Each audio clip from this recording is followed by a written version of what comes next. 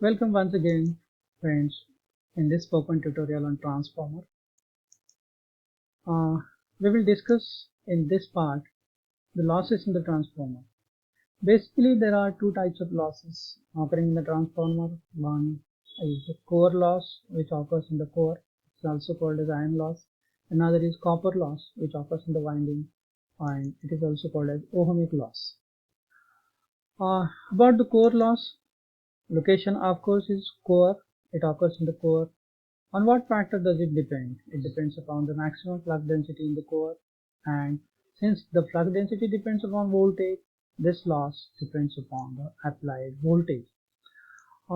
Since the applied voltage is constant and therefore this loss is constant, it doesn't depend upon load. Whatever is the load current, this loss is constant. The core loss is divided into two types. One is called as hysteresis loss and other is called as eddy current loss. The hysteresis loss occurs in the core due to magnetic hysteresis phenomenon. We know that the magnetic hysteresis is the phenomenon in which the flux density B in a magnetic material lags behind the magnetization force H. So in this process of lagging, a loop is traced when the core is taken through one cycle of magnetization. This is called as hysteresis loop, and larger the hysteresis loop, larger the hysteresis power loss. So the hysteresis loss is proportional to area of the hysteresis loop, and hysteresis loop area is different for different material. So hysteresis loss depends upon the type of material used, maximum flux density in the core, the frequency and volume of the core. So any one is increased, the hysteresis loss increases. So the empirical formula for hysteresis loss is WH is proportional to Bm raised to 1.6 into F into V, where Bm is the maximum flux density, F is the frequency, and V is the volume in meter cube. For air, since there is no hysteresis phenomenon, it is only in the magnetic materials, and therefore there is no hysteresis loop and no hysteresis loss in the air. How to reduce the hysteresis loss? Because ultimate effect of the hysteresis power loss in the core is to raise the temperature and ultimately damaging the core and whole transformer. So it should be limited to safer value, and to reduce the hysteresis loss we choose proper materials like silicon steel or ferrite, powdered iron, etc. Now the second loss occurring in the core is eddy current loss. This loss occurs due to eddy currents induced in the cross section. We know that whenever a conducting material crosses the magnetic flux, circulating currents are induced in it, and these currents are like eddies in the water and therefore are called as eddy currents. So when the core is subjected to alternating current, there are eddy currents produced in the cross section of the core, and therefore this eddy current power loss occurs in the core. This loss is proportional to amount of eddy currents induced. It depends also upon the material, maximum flux density in the core, frequency, and importantly in thickness of the core.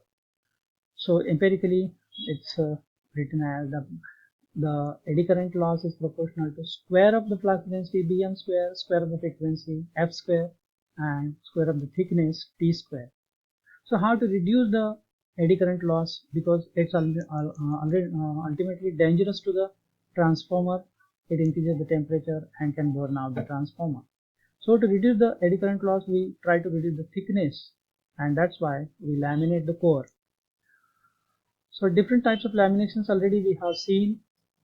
They are separated by a layer of varnish to increase the resistance and still further reduce the eddy currents, reducing the eddy current loss in the core.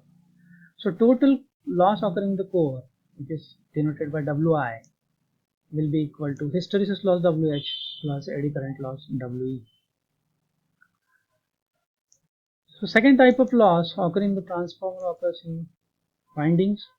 Since windings are made up of copper and copper has certain resistance, so both the windings, primary and secondary, have resistances, and therefore when the primary current, secondary current flows through these windings, I square R losses are bound to be occur in the core. So this loss of course depends upon load current, and as the load varies, current also varies, and therefore this loss is not constant, it varies with the load. Primary copper loss is given by I1 square R1, secondary copper loss by I2 square R2. So total copper loss in the transformer is given by I1 square R1 plus I2 square R2.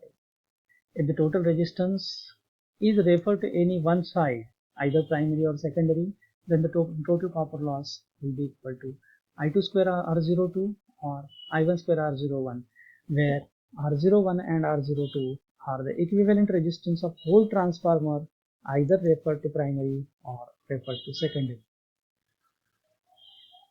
So the copper loss is proportional to the square of current. If we know the copper loss at a given current, copper loss at any other current can be found out. Say Ix is the current, so W copper X, WCUX copper loss will be proportional to I square, WCUY will be proportional to IY square, and therefore the ratio of this copper losses is proportional to the ratio of square of currents. Let's see an example of this one.